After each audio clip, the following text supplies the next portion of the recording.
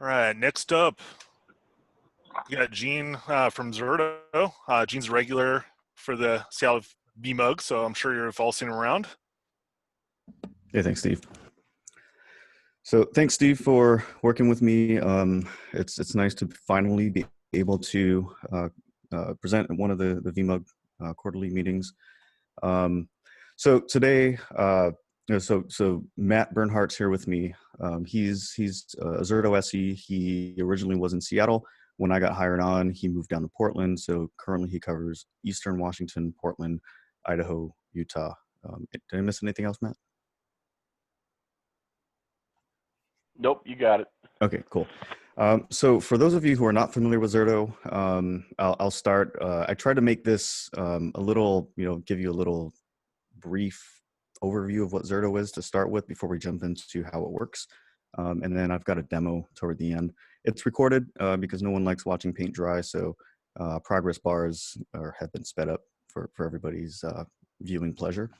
And we'll talk through that. If you guys have any questions, Matt's here to also field any questions in the chat that you may have.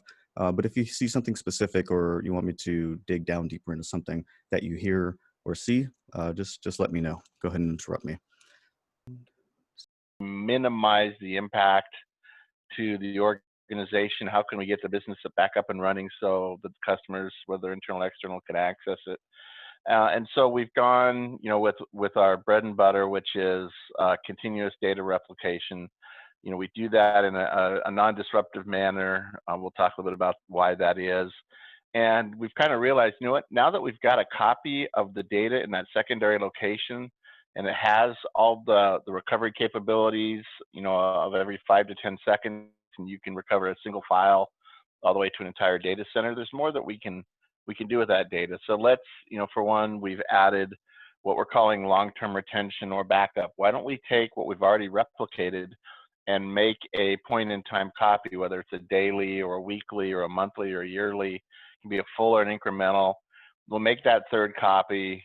We recognize that data, that third copy with the long-term retention is not where you're going to go to first for recovery, right? In Zerto land, you've got that journal DVR where you can get to very quickly and recover. This is more to deal with legal hold, regulatory requirements, that uh-oh moment where you got to go back to last, February on the 14th to find a file in an original state.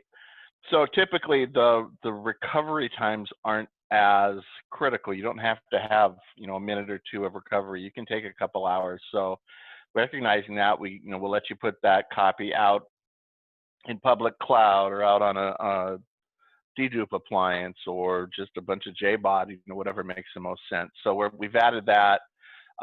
We continue to provide consistency grouping, which, being completely transparent, the idea of grouping VMs together is not something entirely unique to Zerto by any means, but there are some things we can do uniquely, and I'll touch on that as well. We've also been working very hard on the orchestration and automation component. We want to not only make sure you can get your environment back quickly and easily, but we also wanted to do it with as minimal human intervention or, the idea of not having to wake up somebody from every team, whether it's network, storage, server team in the middle of the night because you've got an application down. Rather, build it out ahead of time and allow Zerto's orchestration to make it just a matter of a couple of clicks. What application do you want to recover, to what point in time, and where are essentially the choices you need to make. And then Zerto, based on how you built it out, or based on API calls you want to make from outside, will bring that environment up quick, clean, and allow then the app owner or the product manager for that product to validate everything's running the way it should, and then we'll go ahead and commit to it. In terms of the APIs I just mentioned, that's another area we've been very active, providing not just APIs for analytics or the REST APIs, but also the APIs to do things. For example, you want to do a failover, or you want to do a clone, but you want to allow someone to do it without actually having to log into the Zerto environment. Maybe you have a test dev group and you'd like them to be able to go ahead and create a clone of their app at any point in time, again, going back upwards of 30 days in 5-second increments, it would be nice if they could do it from within their own tools. So that's the whole idea of making those APIs available. Again, I mentioned analytics. You can make calls into Zerto if you have an analytics platform you'd prefer to use in your enterprise, or you can use Zerto's own analytics platform to provide the data. One of the things that we are doing there that is something probably one of the most asked for things in the 4 years I've been with Zerto is we're now enabling that ability to control the frequency and type of alerts that you see. For anybody who uses Zerto, you know we're a very chatty product. We're great for ensuring or giving you notice if your email system quits working, because we do tend to send out a lot of emails. We are releasing that, and I'll be honest, I can't remember if that's this month or September, but it's coming along soon. And that's really, again, why we call it an IT resilience platform. It's not what we originally came to the table with, which was DR recovery, quick, clean, easy. It's again more of a broad usage of doing what we can to help keep your business up and running, and then when it gets impacted, what can we do to help mitigate that disruption? So now I'll get to the more technical slides. That was the one that Gene and I wanted to use to kind of get everybody back on kind of sort of the same page with what Zerto's about. What's nice about Zerto is we are a software-only product. There is no physical appliance needed, even though we call one of our components a replication appliance. It is all software. So the Zerto Virtual Manager, think of it kind of like the master server. It runs on a Windows VM, typically a very small one, couple processors, couple of gigs of memory. And it does things like talk with vCenter or SCVMM to understand the environment that we are protecting. Where are the VMs? Where are their underlying VMDKs or disks? We provide the API access through that. We provide the GUI access through the ZVM. And then the last thing we do with that is we use it to push out our VRAs. Our VRAs are the data movers. They're very lightweight Ubuntu Linux VMs. We put one at the source side on each of the ESX hosts that we have VMs on that we're protecting. And then we put one on the target side where we want to replicate to at the ESX host side. So one of the nice things is we don't have to have a direct relationship of one-to-one in terms of ESX hosts. Typically, a DR site's going to have smaller footprint. It may have older or fewer compute options. It may have less disk. It may be completely different platforms or hardware. And again, because Zerto is a software product, we don't care what sits on the target side in terms of comparison to the source. So put that Ferrari in your data center for production, but then put the Honda or the Chevy or whatever, what you will, at the DR site, and know that when it comes to a failover event, you're probably not looking to fail over everything. If you have a disruption in your data center, prod is down, you need to come up your DR site, you're probably going to come up with your tier 0, 1, 2, but you're not likely to immediately bring up your test dev environment. So Zerto will allow you to pick and choose which workloads to recover and allow you to bring that up on the other side. The other nice thing with the VRAs is they will do compression. So we'll show a slide here in just a second of how the data flow works, but we'll compress those blocks that we make a copy of, send them across, and keep them compressed on the secondary location. And this is part of what allows us to be very light in our footprint at the DR site, where snapshots can typically be 30–40% consumption of storage over time for just getting a couple times a day. Our 14 to 20-day journal is going to be 10 to 20% overhead with thousands of recovery points a day. Because we're just moving blocks that are new and unique, because they are compressed, we're able to be very efficient. And it also makes us very efficient in consumption of bandwidth, whether it's local or WAN bandwidth. We're doing that in a manner, again, in a compressed format. So, we work, for example, down in the Gulf of Mexico on oil rigs, where they'll keep a local copy using Zerto for quick recovery with that, second-to-second recovery points. But they'll also replicate back a second copy of the data using Zerto to Houston area or wherever the corporate headquarters are, stored there. That might be a 30-day copy, and that's their off platform long-term legal copy. So let me go through this slide, and then I'll see if there's any questions. So again, if we look at this in a what we'll call a typical two-site environment, we have production on the left, we have the secondary location on the right. Though to be fair, a lot of folks these days, as I've been talking to them, are typically production on both sites, being DR for the other. So Zerto can replicate both directions. Again, you see our ZVM at the data center, we'll call that source. Talks to vCenter, understand what's going on. We also put a second ZVM with the secondary vCenter at the DR site. Both ZVMs can do everything. They're kind of like an HA, if you will. They know what's going on. They know there's a connection or a disconnect. You can do recoveries from either side. You can create VPGs and so forth from either side. Like I said earlier, they push out those VRAs, as you're seeing an example here. We've got 2 on each side. The VRAs simply watch or monitor for new unique blocks that the VMs we're protecting make requests for. When we see it, we'll make a copy of that block. We'll compress it, stick it in the VRA's memory, wait for the committed write of the production block, and then send it across. So we're staying out of the storage layer. We're not doing snapshots. We're not doing any types of quiesces. We're simply watching and working with that copy of the block. When it gets to the secondary location, in this case, the DR site, it goes into that journal I mentioned earlier, and I'll talk a little bit more about later. The journal is essentially a DVR, rewind forward and back in typically 5 to 10 second increments. Pick the time you want to come back. You can bring back a file, or again, you can bring back an entire data center, whatever meets that particular needs at that time. Once the block reaches the end of its life in the journal, it gets committed or written down to the VDisk down below. And essentially what we're doing down there is we're constantly building out those VMDK files for the VMs that we're protecting.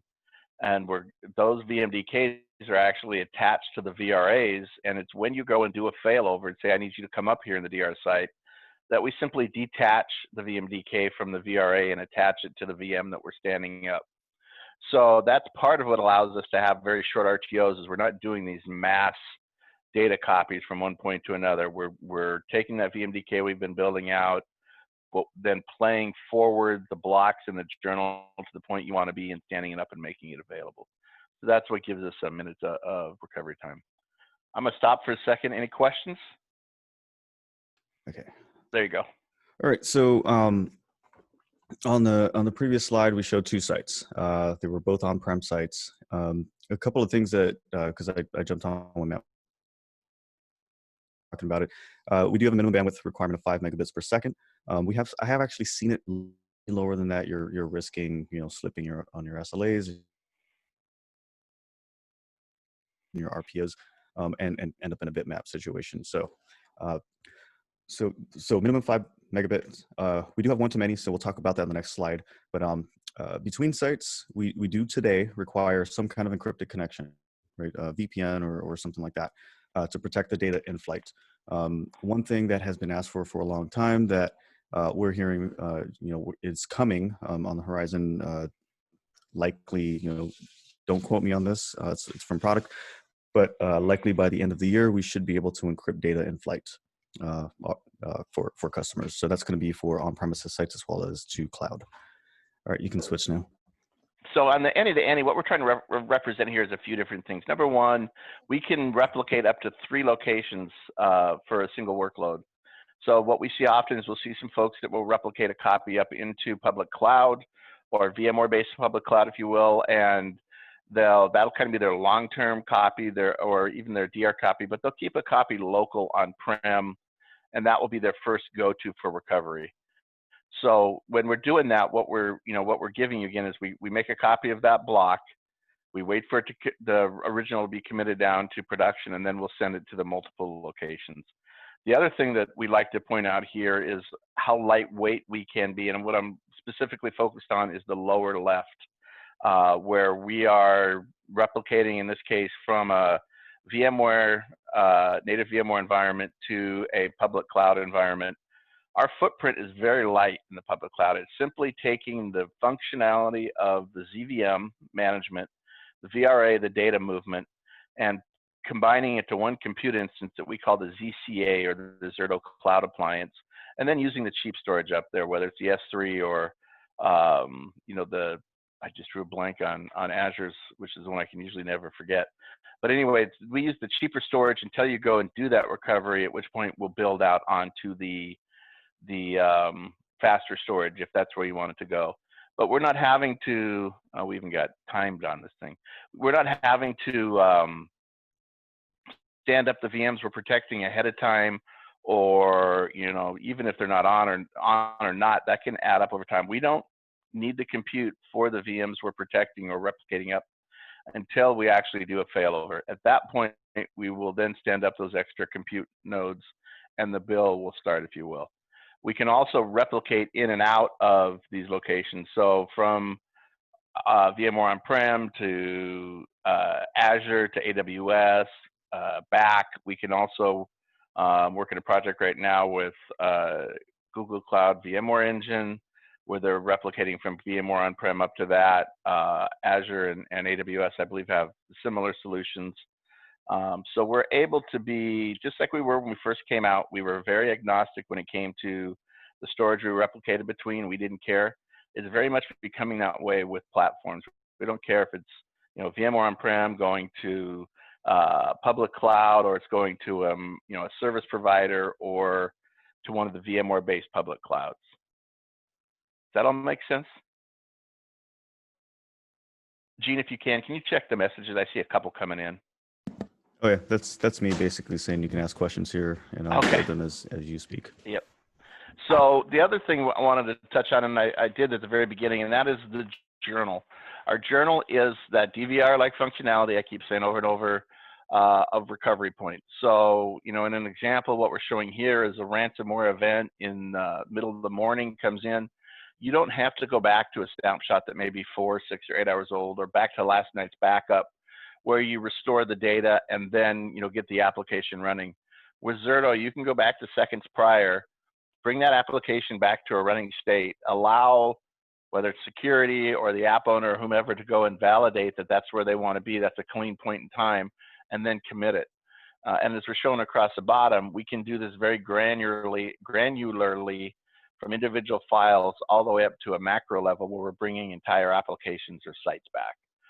It's something very fundamental to us. We've been doing this since day one. If you've heard the Zerto story over the years, the journal has continued to get longer and longer. It's now a 30-day journal, and I think from a short-term seconds of recovery point, that's probably where it'll stop, but we'll show you how we can now give you those additional recovery points that I mentioned earlier at various times.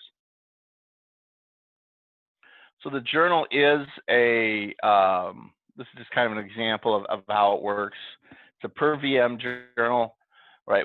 We are continuing to replicate. We're doing right order fidelity checks to make sure it's clean. When we find common recovery points that match the VM source and the VM replicating to, and across all the VMs that make up a workload group, we'll make those recovery points. So we'll give you the ability, again, to recover from those different points in time. As it continues to get down the road and you've reached the end of life in the journal, let's say it's 14 days, then it's a first in, first out, and the older blocks are written down to that final disks we build out, as I mentioned earlier. And it's those disks that are attached to the Zerto VRAs that you can then reach out, and when you do that failover, we'll go ahead and simply detach them from the VRA and attach them to the VM. So it's what helps give us, again, the tight RPOs and the tight RTOs. What it looks like from a recovery perspective is you simply go in and say, I want to recover this individual VM or this particular workload. We're going to ask you to what point in time. You can see here we've got recovery points of about every 5 seconds. And you can go ahead and pick the one you want. Go ahead and start the recovery at that point, and we'll go ahead and bring it back. And again, we make these recovery points across all the VMs that make up a specific application. So something we do, and we kind of mentioned earlier that, you know, we're not the only ones doing this type of idea, which is, you know, when you look at traditional backup where you have the backup windows, often you'll see groupings by server types or even by application types, but those are usually windows in time, and some of the servers start at the beginning of the window, some in the middle, some at the end. So you can end up with an application, and I like to think of SharePoint because back when I was hands on a keyboard, SharePoint was one of my banes of existence when it came to trying to keep everything in sync 10 years ago. So you would, you know, suddenly with SharePoint, you want to have the app server, you want that DB server that's pointing to a file server. All of those servers need to come back to the same second in time. If they don't, then you're going to have an extended outage. You're going to have probably a pretty grumpy app owner or DBA that's trying to get things to line up, and it just does not scale well over time.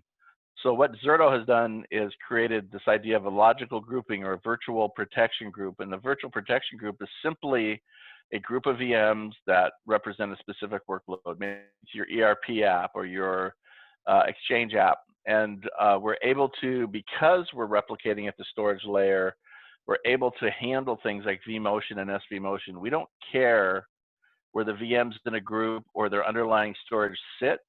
We will make those common recovery points of every typically 5 to 10 seconds across them. If a VM gets moved through some form of vMotion or the storage vMotion, we're not going to lose anything there. We're going to continue to be able to protect it. We're going to have the history of the journal, and we're going to continue on without any manual intervention. So that's really, you know, again, I mentioned earlier this idea of grouping workloads.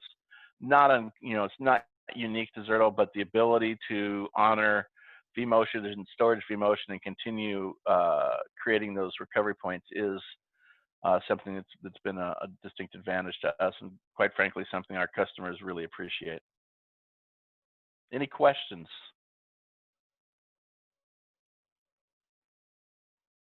So this is something we introduced roughly, let's see, year and a half to 2 years ago. And again, if you look at this particular screen, Zerto has done very well on the short-term retention, right? Up to 30 days, DVR-like functionality of every 5 to 10 seconds. But we got a lot of customers saying, look, I've got 2 products now. I've got a DR product and a backup product. And it seems a little bit redundant. I've got siloed data. I've got siloed tools. And, you know, you've already got a copy of my data in your journal that, you know, goes back, again, up to 30 days. Why can't I make a point-in-time copy and then go ahead and recover out of that? And make that copy, you know, daily or weekly or monthly or you know, yearly, what have you, and then keep it for as long as I want. So we introduced long-term retention.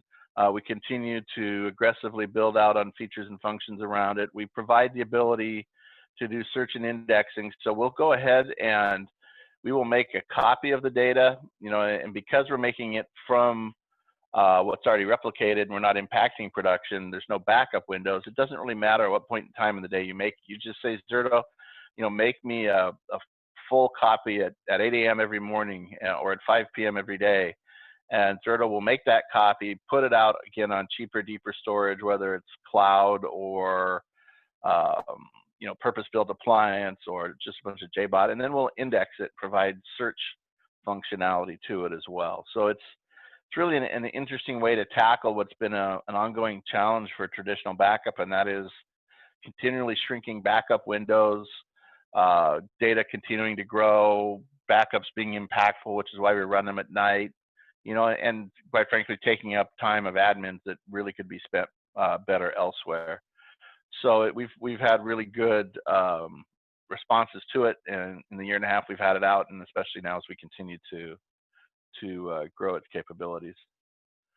So to kind of give you an idea of what it looks like, these 2 gray boxes, production, the DR infrastructure, that's a typical Zerto environment, right? We've got production, we've got our VMs, we've got the Zerto replication appliance, the ZVM replicating to our DR location, be it cloud or another data center that we happen to have or lease out.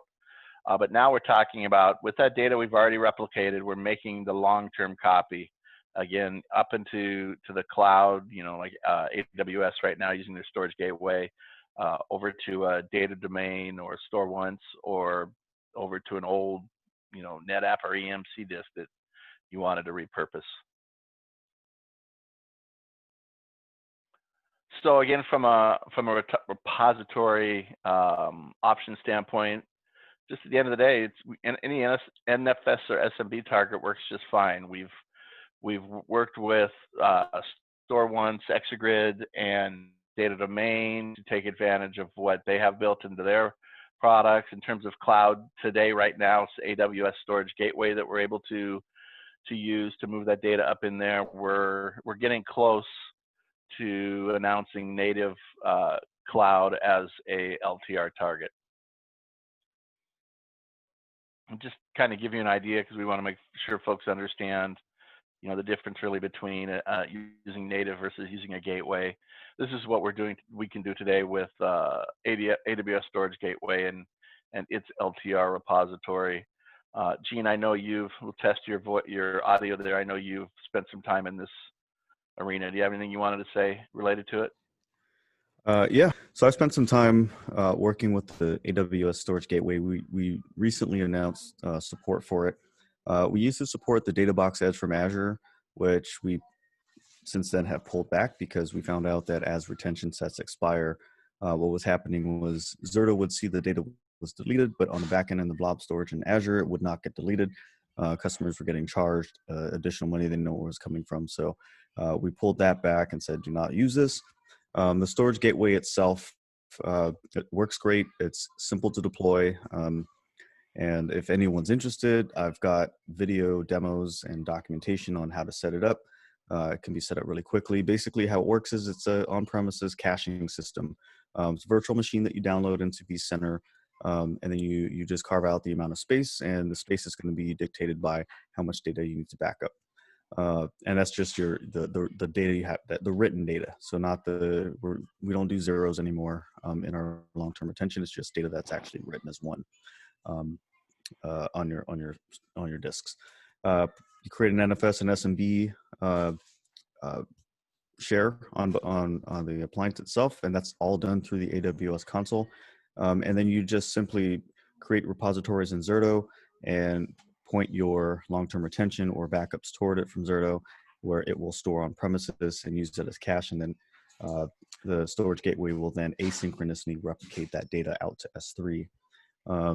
In addition to going straight to S3, you can also turn on auto tiering in S3, so for further savings. It works well. The only thing is you have to wait 30 days for that data to be moved to infrequent access, and then when you pay, sorry, I was reading a chat comment. When you have to restore it, pulls it back into the hot cache or the hot tier basically in S3 for restoration. Then you have to wait another 30 days before it moves it back. One of the things to note about the storage gateway is at most for data puts, you're going to be paying I think it was $125 a month. So it's very cost effective. If you do happen to need to store your backups in the cloud, that's a great way to go. It works well with Zerto. I know it works well with other products too.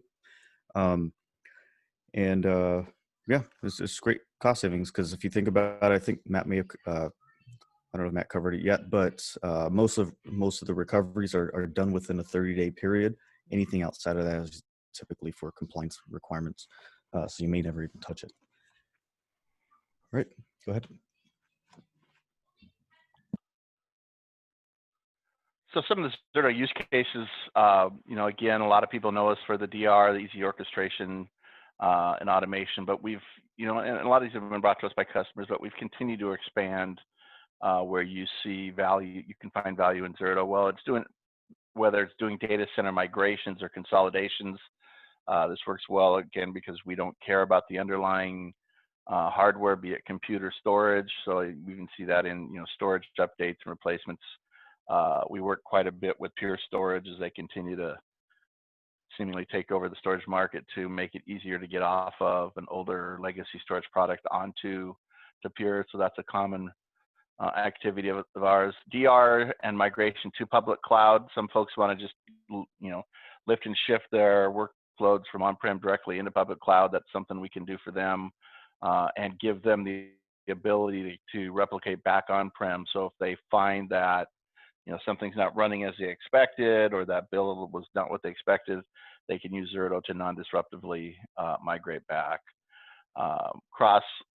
Compliance reporting, that's one of the things really appreciated by especially healthcare, government, and banking, is that the ability to do non-disruptive tests of their DR process, and then have it generate a report for them that meets HIPAA, SOX, PCI compliances. So that works very well. A big use case we're seeing more and more of, I mentioned earlier, is the idea of being able to refresh your test dev environments. You've got Zerto, you've got these recovery points of every 5 to 10 seconds. Go ahead and use Zerto to create a clone to any of those points and then bring it back over. And again, because you can do that using REST APIs, you can have your test dev team or an admin that supports them do this without necessarily ever logging in to the Zerto interface to do it. Patch and schedule down, avoiding sort of reducing the chance of disruption because of a patch or a software upgrade. You can use Zerto to bring your production environment up into a test bubble, apply the patch, validate everything runs cleanly, is behaving as you expected, and then go ahead and roll out that patch to your true production environment. So that's a use case that Gene has really uncovered, and we're finding more and more use of. Gene, anything on this slide before I hand the demo over to you?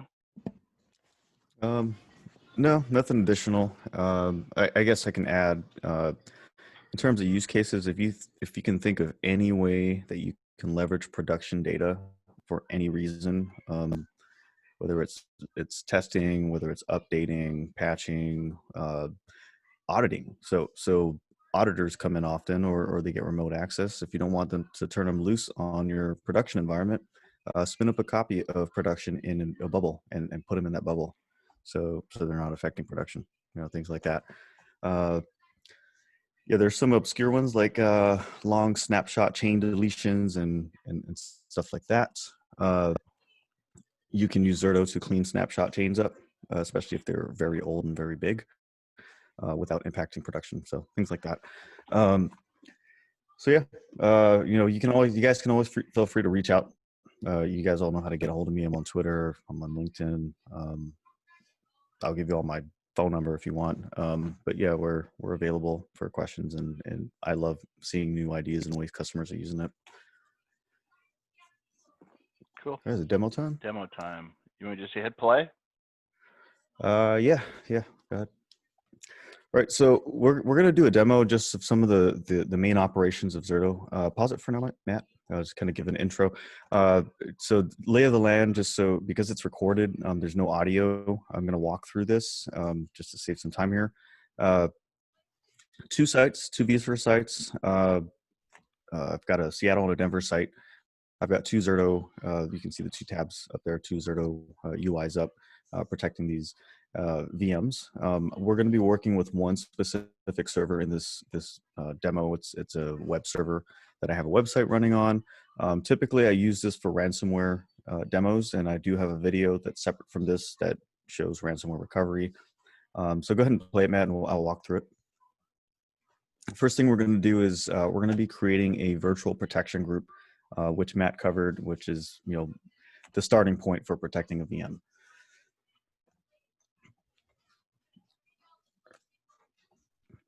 All right, so what we have here is, now we're in the Denver site. I've got an application in the Denver site. It's 2 Linux machines. It's a MySQL backend and a WordPress front end.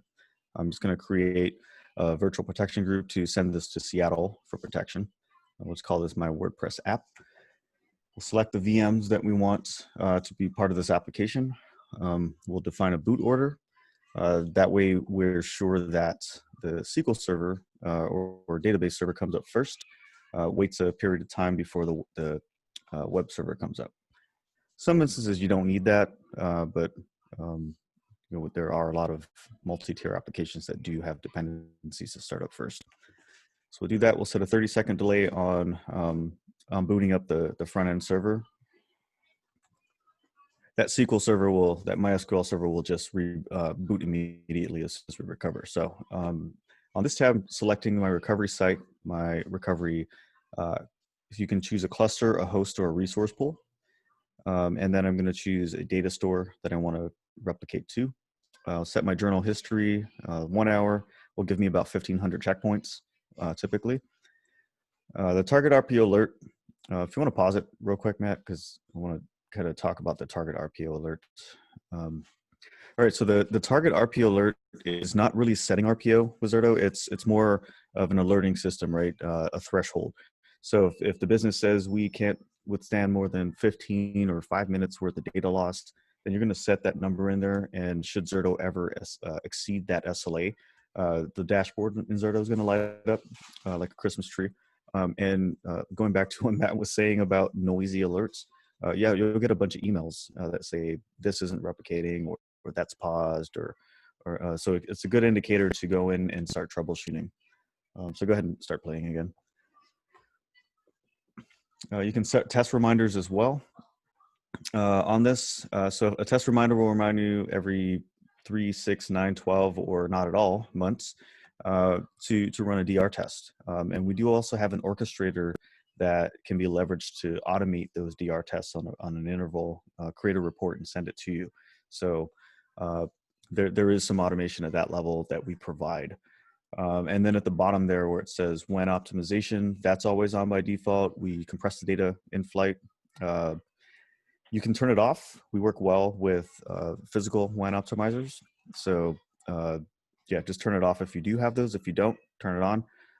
One thing to note here that's very important is if you do turn it off and you don't have physical optimizers, Zerto is designed to take as much bandwidth as you give to it. So we kind of lock it down by leaving that checkbox turned on. Okay, you can go ahead.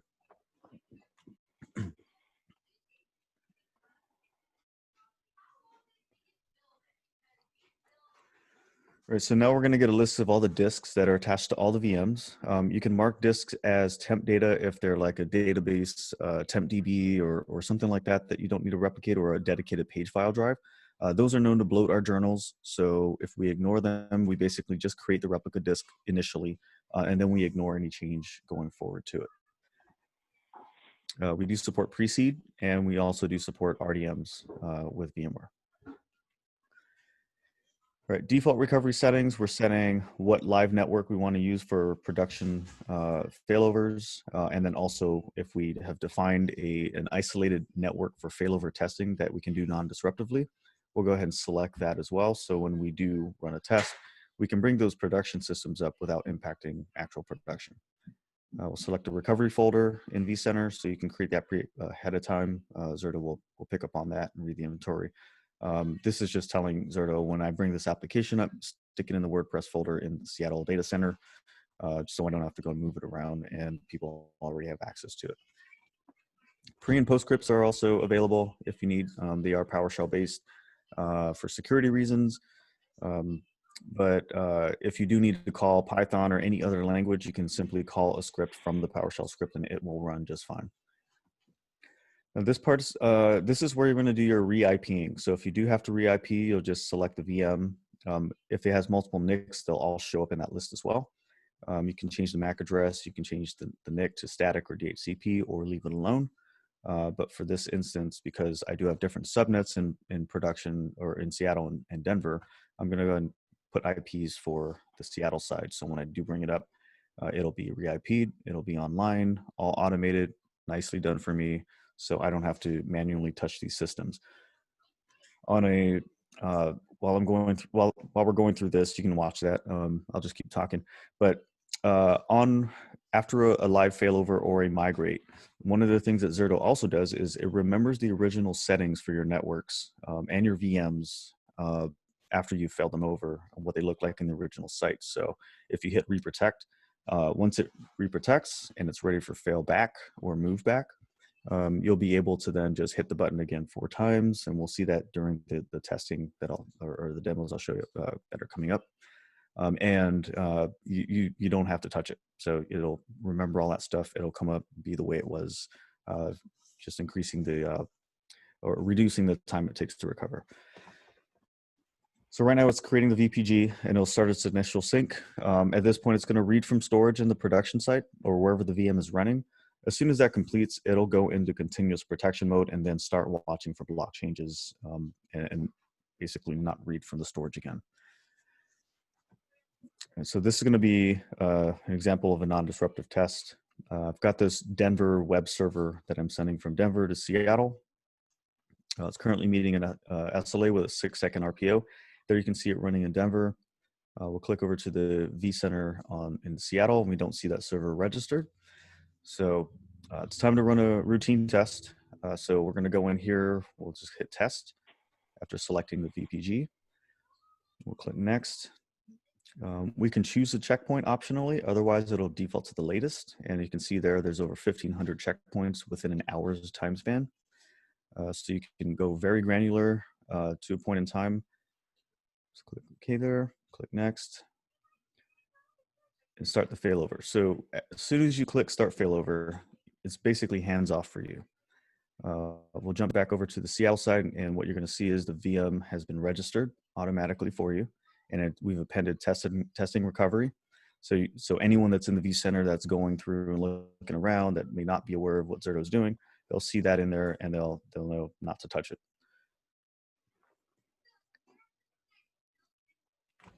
While this is mounting and powering up, the thing to note about a failover test with Zerto is they are read-only tests.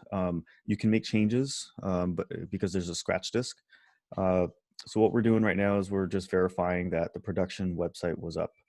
So we'll launch the console, we'll launch this VM boot, and then we'll launch it locally in that test copy of the VM to see that the website is functional.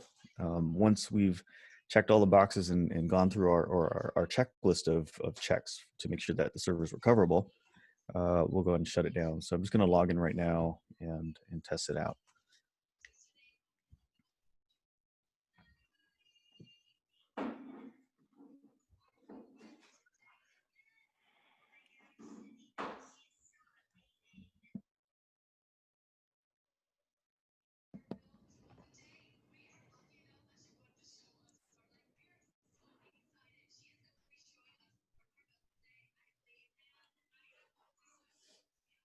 Right, there's my website. So I'm good. I know that if I have to recover it, the website will be functional. The application's working. It's all on the network. So we'll just go here and stop the test when we're done. We'll give it a result, success or failure, optionally put in a note. And then we'll stop that test. As soon as we hit stop, what's going to happen is the VM in the Seattle vCenter will initiate shutdown. It'll get unregistered, and then we'll be back to where we were. Meanwhile, throughout the whole testing, replication protection does not stop. Checkpoints are still created, which is why we do the read-only, so we're not affecting the disk being written to or the journal.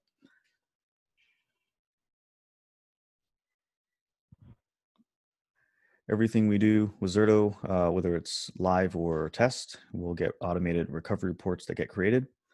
You can download them as a PDF or download them, email them. Anyone can go in here with read access and see those reports and download them themselves. These are all individual reports, but if you select them all and hit export PDF, they'll all be combined into one. You get details here with timestamps. You'll see what the actual RTO is. Hey, Matt, can you go back just a few seconds to there, right there. All right, so up here is important. I want to show this because it audits and tells you who ran this operation. In this case, it's administrator. That's just how our labs are set up. What operation it was, point in time selected, what the total RTO was. So in this case, it was 34 seconds for that VM to be available from Zerto's perspective. So it's powered up, accessible. Then I went and did my testing. And then once I'm done, I just click stop. So very simple. Or you can play it.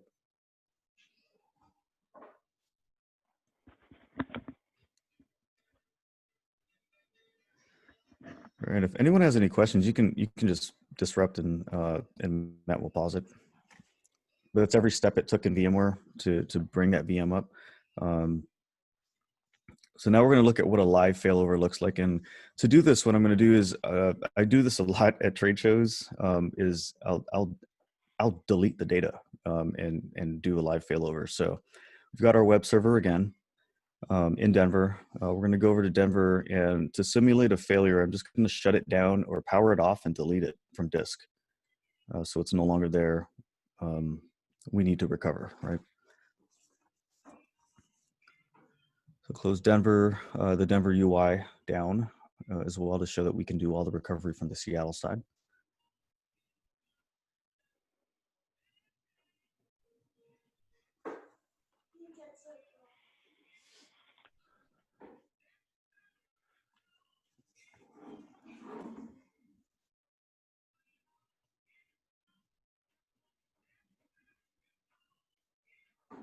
Right. This is showing that once I powered that VM off, I can no longer get to the website.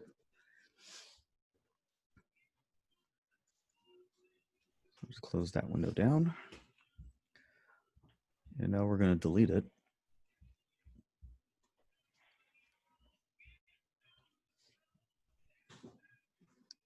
Okay, so red alert, server's down, everyone in the data center is going crazy.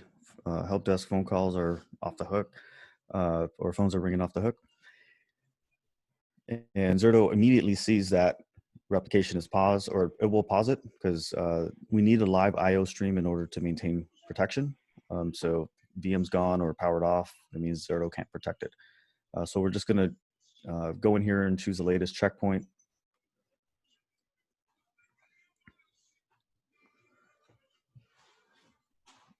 Next. So within a few clicks, all this will be orchestrated again. That's going to warn us about a commit policy. We have 60 minutes to clear all checks before Zerto will automatically commit that failover. That's adjustable. You can change it to whatever you want, or you can set it to none, so you have to manually commit. Gene, I'm going to hit pause real quick. Okay. JD had a question. Can you use the testing feature to compare to a desired RTO? Not entirely certain what you meant, JD. Yeah, so basically there's things that are outside of your control, right? When it comes to failing over, I mean, there's the network bandwidth and there's the capability of the hardware on the other side. So can you put in a desired RTO, like, hey, I want my RTO to be no more than 5 minutes, and then when you're doing that test, basically see what your actual RTO is based on that test, compare it to your desired state, and then kind of give you feedback, like, hey, you want your RTO to be 5 minutes. We can't hit that. We, maybe it can give you some additional detail. We detected that it was, performance issues from the storage or what have you, and kind of give you that feedback so that you can go make adjustments. Yeah, sure you're hitting your RTO. Yeah, I've actually kind of been through that, not as automated as you laid it out there, JD, but I have a customer over in Boise that has, and it requires a 5-minute RTO on one of their customers' most critical VMs. And while we couldn't go and say, here's, we were able to run the test, and initially they were coming back at somewhere around 8 to 9 minutes. And because of the detail of the failover report in terms of all the VMware steps that were occurring, and we called them out step by step and how long each step took, we were able to work with them and VMware and zero down to what actually the issue was and make some corrections to their underlying environment, and they did get themselves under. So while we don't generate a report that says specifically, here's your target, here's what happened, we'll give you some of the detail to allow you to go do it. Not necessarily testing against a desired value, but still totally unlocking that workflow and giving the ability to kind of see that without being disruptive. That's pretty cool. Yeah, the granular reporting, I think, is a big part of it. The step-by-step of each of the VMware steps is what, in that particular case, cool. Got them past their problem. All right, I'll hit play again there, Gene. Okay. Yeah, and that's or pause it real quick. That's what's good about the way we do things with Zerto is you can run tests a lot more frequently to really iron out that process and troubleshoot anything underlying, so that when it does come time for the real event, you know what to expect at that point. All right, so jumping back into this demo, what did we do? We did a live failover. Yep. So server's up. It's got its IP address has been set for the Seattle data center. So I'm going to go and click on the site to make sure it comes up. I forgot one thing. I need to update my host file because my jump box is not on that domain. So I'm just going to point it at the new IP and hit that again. We'll see that the website's up. So the application is up. So what we're going to do now is just close the console, go into Zerto, where it says waiting for input at the top. We're just going to go in and hit the checkbox to commit the failover. I'm going to turn on reverse protection so we don't have to do it later. And what's going to happen now when it commits is Zerto is going to promote the entire journal, because remember, when it's non-committed, it's read-only with a scratch disk. So it's going to promote the journal up until that point. It's going to basically play it forward until the recovery point. And then any changes that were done to the scratch disk, it's going to also incorporate those changes into the final disk. While this is all taking place, customer or users can already start accessing it. It'll do this all on the back end pretty non-disruptively.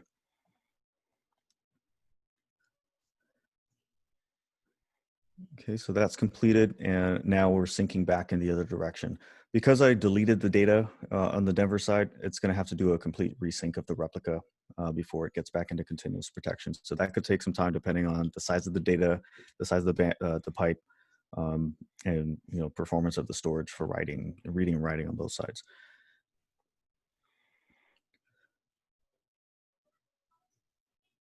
All right, so now we're going to do a failback. So if we, to kind of set the stage here, we fixed a problem in the original site, and now we have fully replicated, and we're now continuously protecting again. So two options, right? We can do a live failover in the opposite direction, or we can do a move operation. The big difference between those two is the live operation will, while it allows you to select a checkpoint, it's going to be crash consistent when the server comes up. But we know the server's good. We know like the landing area is ready for it. We have a change request in and it's been approved. So now we have a planned outage window to get this to fail back. So the best way to do that, the cleanest way, is to use the move operation, which doesn't let you choose a checkpoint, because at that point what it's doing is it's going to give you a 0 RPO by shutting down the original system in the Seattle site. It's going to send a clean checkpoint in that state so that when the VM comes up, it's not going to be crash consistent.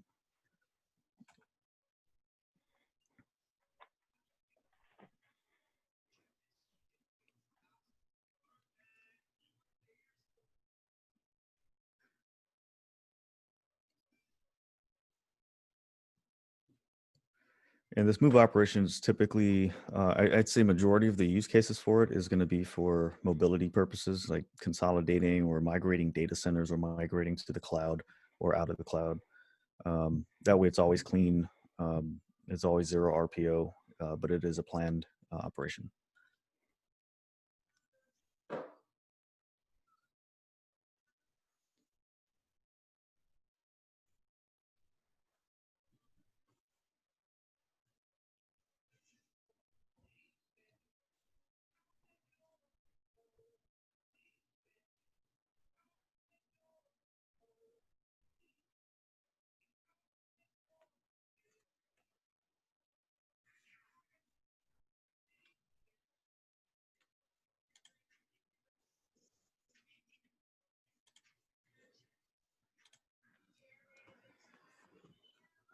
So while we're kind of waiting for this, so one of the things I wanted to point out about how Zerto work, how I see Zerto, for one, it's great for data recovery, but at the same time, if you start thinking about different types of outages, right? Like there's a network outage or a carrier outage or something, or a power outage, right? Where there necessarily isn't necessarily any data lost. The main concern is to get the business back up and running quicker, without having to restore data. So if you think about it, the data is already in the recovery site, wherever that may be. Power outage in the data center. Someone drove a car through a data center, or it's flooded, or whatever it is. If there's no data loss, there's no need to actually restore data. So basically, we just need to find a place to turn these servers back on, and Zerto does a really good job at doing that.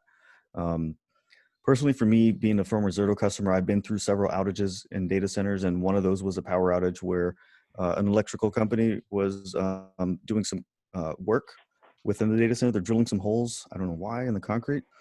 And that dust got into the power systems and shorted everything out, turned off the data center all at once. We didn't have Zerto at the time. We had Commvault backups, traditional backups, and those weren't any help for us because our data was still there. We didn't have data in our remote data center for this. So it's really a real quick way to bring your operations back. I'm sure the business will be a lot happier. All right, so that's basically the demo. Is there any questions? If anyone wants to dive in deeper at any point or look at any specific use case, we're always available for that. You guys don't know how to reach me. Now you know how to reach Matt. I'll send you guys this information too. Hey, Gene, I don't want to monopolize all the questions, but I got one more. Yeah, what's up? So Matt talked a little bit about ransomware protection when you were talking about the replication feature, but I'm curious with long-term retention, especially since that's targeting NFS and SMB for the LTR store.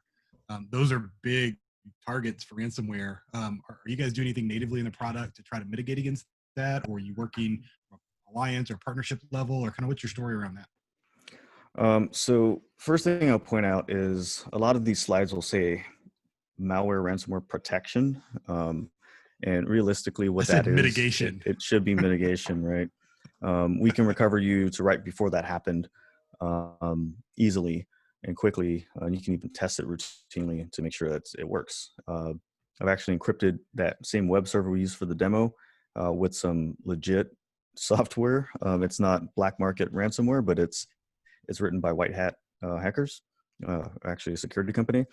So I've encrypted the system and I've recovered it to seconds before that actually happened. Today, in terms of detecting it, there have been some conversations, and we've heard, like rumors, whispers in the halls from product management and product ownership about looking at investigating that. But I really don't know what we're doing in terms of being able to actually protect against it or identify it. One of the things that we do have today is our Zerto Analytics, where we do track our journal. We track compression rates, and there's a REST API, so you can also set alerts on stuff like that for anomalies.